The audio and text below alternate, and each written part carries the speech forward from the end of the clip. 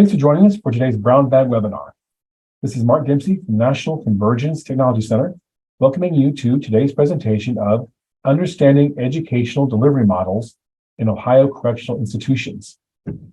Our presenters today are from Sinclair Community College, Kyle Jones and Ryan Murphy. Kyle is chair and associate professor of Sinclair's Computer Information Services Department. He's worked in IT field for over 15 years in both small PC repair shops and Fortune 500 data centers before coming to education. Kyle has an associate's in network engineering from Southern State, a bachelor's of business from Wilmington College, and a master's degree in information assurance and security from American Public University. Ryan is a chair and professor in the Business Information Systems Department at Sinclair, where he's worked since 2001. Ryan is a coordinator and curriculum designer for Sinclair's courses in software testing, MS Access, and Excel. His interest in data collection and analysis was heightened while working in the private sector for corporations like GE and Panasonic. Ryan holds a bachelor's in business administration from Bowling Green State University and an MBA in finance from Wright State University.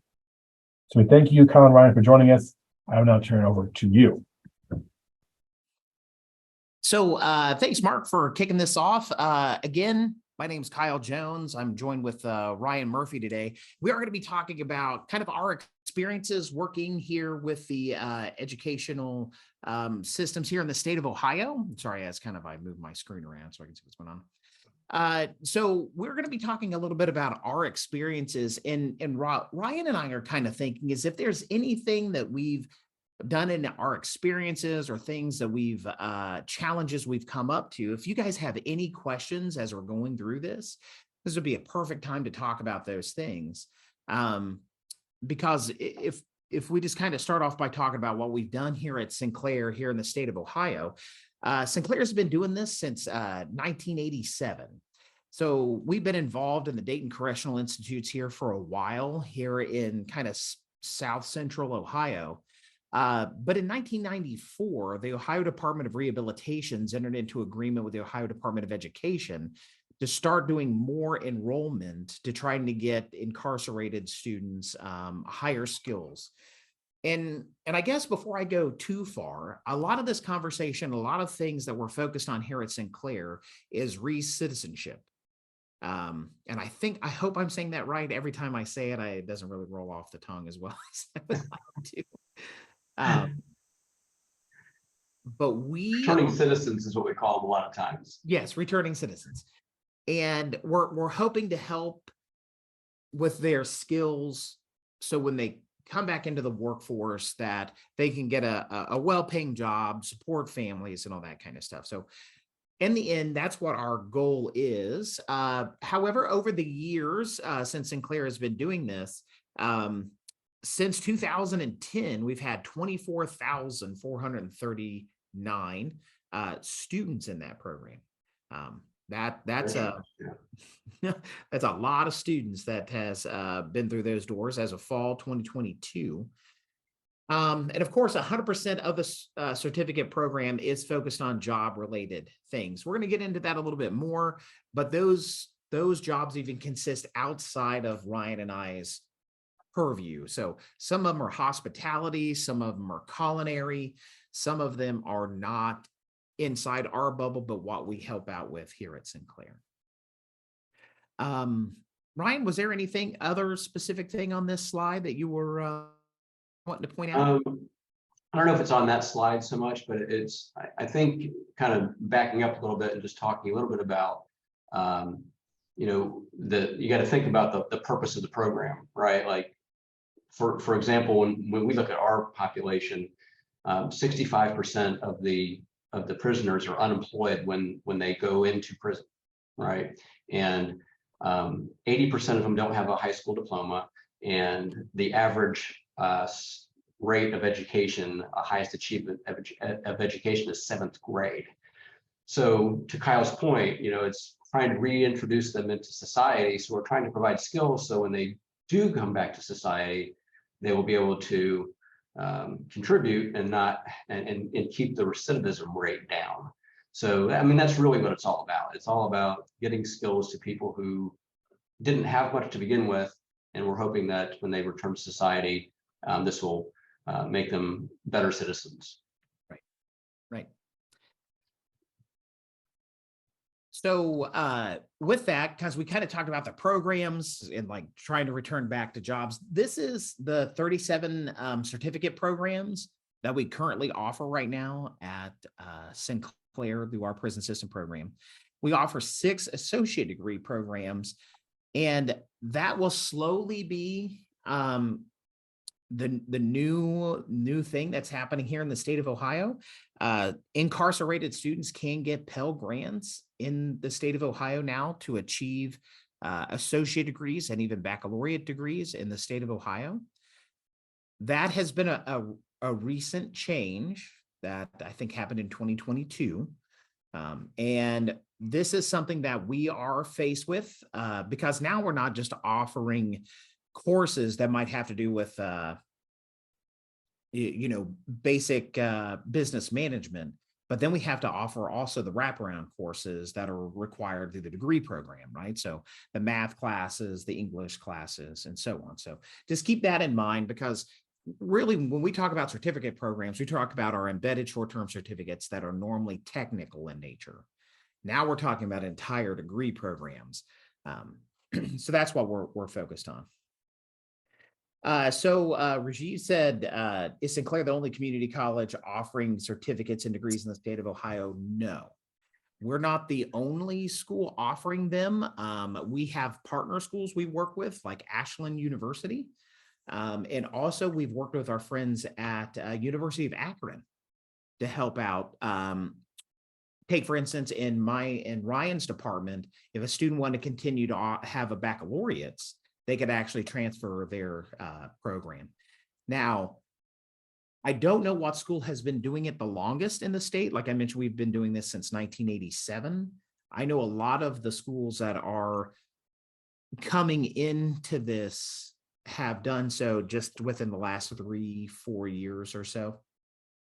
And we'll probably see more schools in the state of Ohio just because it's now an option to get Pell Grants, right? Yeah. So there'll be more opportunity. And that's one of there will be more opportunities because the funding will be easier. And that's one of the reasons I think we've had a big push. I don't know if we at some point we'll probably talk about how enrollment has increased so much since the start, because we're trying to keep our foothold on that. Right. So kind of like what Ryan was talking about, 1,800 returning citizens since 2016. Ryan, and I completely, this is why I added the picture. We have our own graduation ceremony for students that are incarcerated. I completely forgot that when I was on this slide earlier. That's right. So we go in and we actually have a ceremony for those students. And some of the students that are keynotes or speak at those are returning citizens that have said, hey, can I come back and talk? So we've had a lot of really great programs. I think we have one coming up in the next couple of weeks too. So that's just our returning citizenship rate. Like I said, we're trying to help students return back. I've even had students that took some classes while they were incarcerated and came back physically on campus to complete their degree program. So real quick, before we start talking about like the challenges and the things with running a program like this, Ryan, did you have anything else just kind of about our program? Yeah, I think just so you have some perspective, actually, can I share my screen for just a second? Yeah. Okay. Just a couple of things to point out real quick. I know this is a super busy chart, but this one here is kind of what I wanted to look at. If you look at like the 10-year period from 2012 to 2022, we went from 312 students enrolled in degree and certificate programs to 2,200. So in that 10-year period, we're talking about massive growth. And that kind of leads into some of the challenges that we're going to talk about here. So anyway, I just sometimes seeing it graphically kind of helps to show just how big a change it is. So you can pull yours back up, Kyle. Sure. And then Rajiv, to your question, we're going to get to that just in a second when we start talking about our challenges. So it's kind of like yes and no. So I think for the most part of this talk, Ryan and I kind of wanted to do this where we split things in half, where we kind of talk about what we're doing at Sinclair, what the state of Ohio looks like. But then we were really thinking about the challenges we've ran into, because this isn't your normal type of program that you can just fire up and have students show up to class. There's a lot of things that happen, and Ryan and I both teach in technology, right? So we both have technology needs for our program. Right. So Carol's asking about internet access, Rajiv's asking if we offer programming classes. So let's kind of touch on that just a little bit. Let's kind of approach the way the state of Ohio wants us to run their classes. Almost all the classes require a faculty member to go into one of the institutions to run the class. We do have some remote capabilities where somebody could remote in like a Zoom session and kind of run like a co-program. But right now, almost all of these are requiring us to send someone, an adjunct, into the facilities to help assess the students, which creates a whole nother series of challenges. So to Rajiv, to your point, we've only been able to offer a handful of classes, take for instance, like A+ and Network Plus and so on, because some of the equipment in there has not allowed us to install any compiler, right? So we're not able to install anything that students would be able to write their own code in. And we also run into the issue about third-party products, trying to offer those. So, and then like Carol's asking about student internet access, we'll kind of touch into those with technology needs. So Ryan, if it's okay, I'm just going to kind of start over the top and let me know when you'd like to jump in. So that has been one of the big challenges. A lot of our incarcerated institutions do have labs, but they are minimal labs that don't have necessarily high computing power and so on. And there is a push in the state of Ohio to do kind of like a one-to-one, at least where students would have Chromebooks. But then you're talking infrastructure challenges by trying to offer wireless throughout an institution, or they might only have wireless access in one part of a facility. That presents a huge issue. And then it's hard to do high computing, even simple software development things on a Chromebook. Now, like you can crack it, you can run Crouton or something on it, but I don't think incarcerated, they're not going to like us doing that. Yeah, I mean, is something as simple as Microsoft Word, Excel, and PowerPoint. That's one of the classes that falls under my purview. Back when we had 300 total students 10 years ago, it was easy to schedule them into a computer lab. It's a Windows operating system computer lab, and they could go in and do that kind of stuff. Well, now we have 2,200 students, and scheduling that lab time so they have enough time to actually do their homework and get proficient with software is a huge challenge, because there's just simply not enough time in the day, and you run into availability of an instructor or a lab coordinator to be there. So all of a sudden, when you scale this from small to large, it becomes a lot more difficult. So what Kyle was just saying is, all right, we'll start issuing individual computers. Well, Chromebooks are a lot less expensive than a regular laptop. The only problem is now you have those challenges of what can I do with a Chromebook, right?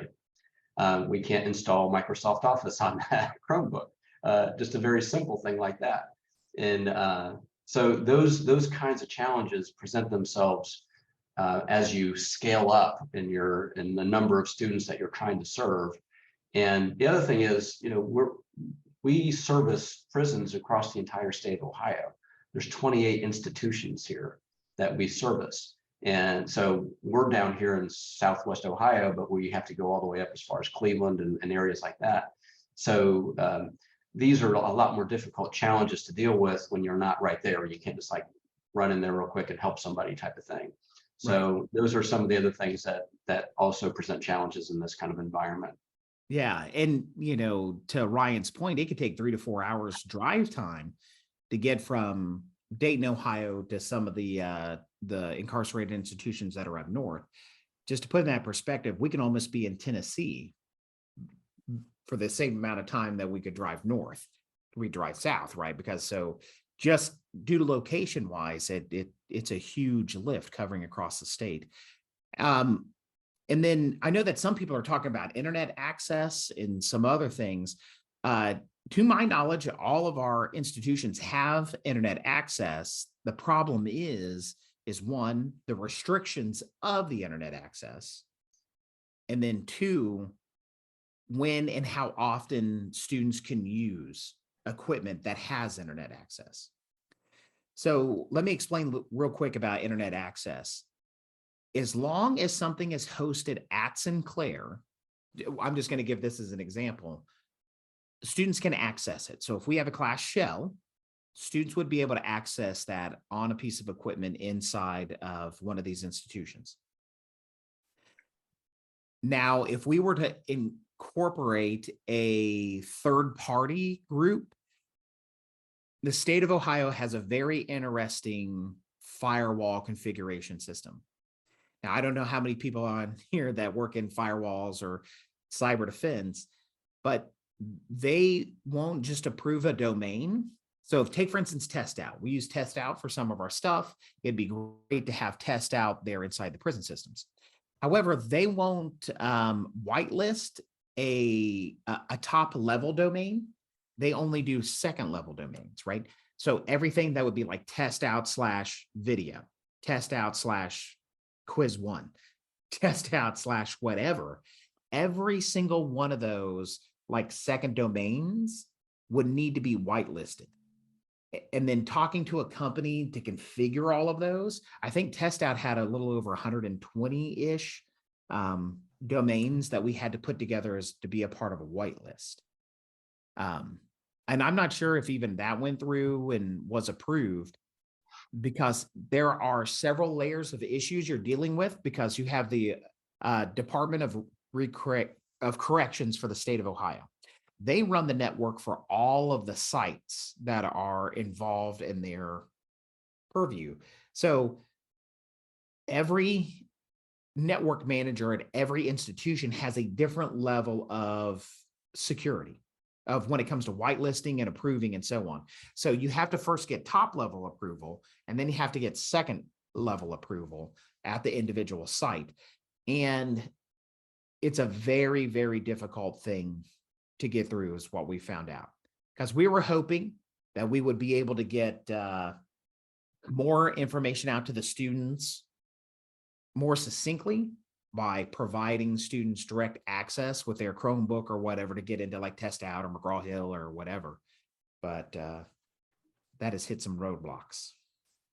And then when that happens, when you reach that roadblock, well, the college still wants to run the class, right? So now you're looking at changing your curriculum. You have to write a whole new version of a course sometimes that you can do without internet access. And so that's another, I mean, it's a good problem to have, because we're looking at high enrollment numbers, but these things become a lot more difficult as the numbers go up. And then also, of course, one of the last bullet points on there, it doesn't have to be the last we talk about by any stretch, but finding qualified adjuncts. You're trying to find people that are qualified to teach whatever your curriculum is, that are willing and able to go into a prison and teach. And so those people aren't always growing on trees, right? So it's a recruiting effort in that regard as well. Right. So just take, for instance, I have a full-time faculty member that's taught in multiple institutions.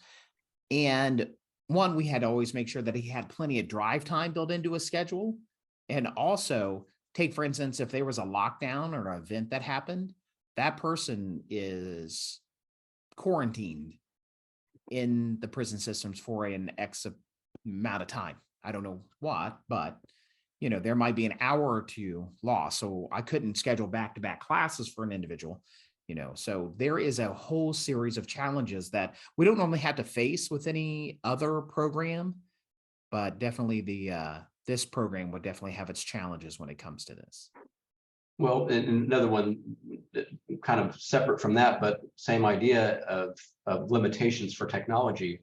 If, all of a sudden you don't have internet capabilities and you're used to running a class a particular way, and you think, oh, this would be a great exercise to do with the students, and you want to create something and put it up on the screen, you can't bring a flash drive in, right? Like you're not allowed to bring a flash drive in and plug it into the computer. So you have to have prepared stuff well ahead, get it loaded. It's just little thing, all kinds of little things like that just creep up. You're like, oh, wow, I didn't think about that. And, normally it's not a big deal, but so every time you turn around, there's something like that.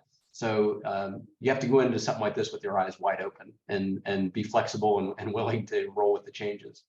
Right. And Ryan brings up a good point that our faculty have had to get creative over the years.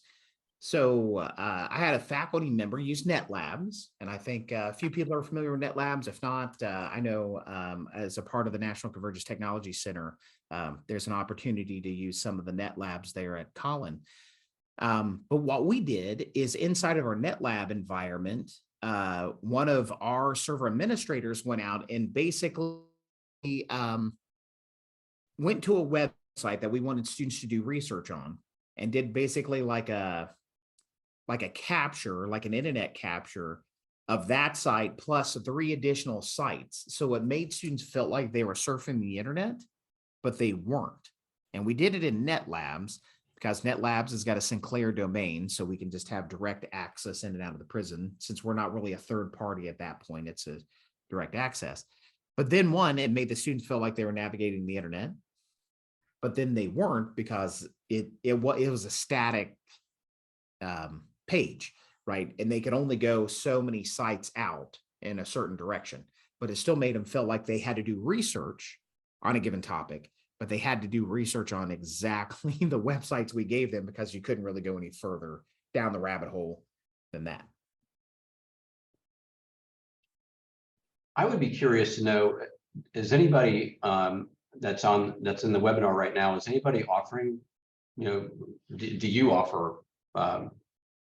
classes or programs in prisons at your locations, or is this all people that are just interested in finding out how we do it?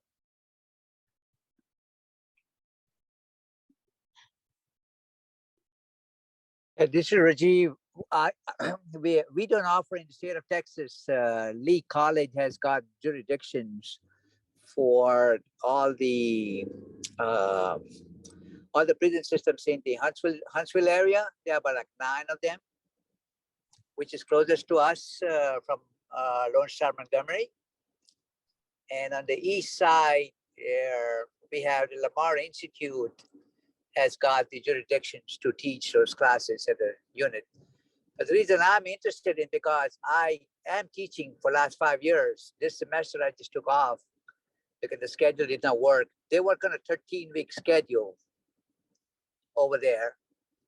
And I teach international business and BCIS, this computer class, just a Word, Excel, PowerPoint. But I agree with you, it's so much difficult because I got to prepare. Since there's no internet, I had to prepare like 3 hours before. I download all my Wall Street Journal, everything, whatever I need to teach. Because teaching business without understanding what's happening in today's world, it's really, really difficult. I'm allowed to take 1 zip drive, the small one, which they furnished and was approved by the warden at the unit. So yes, I agree. It's a lot of difficult work. Same thing with the Word. I had to have a lot of those preparation done ahead of time because I cannot bring anything.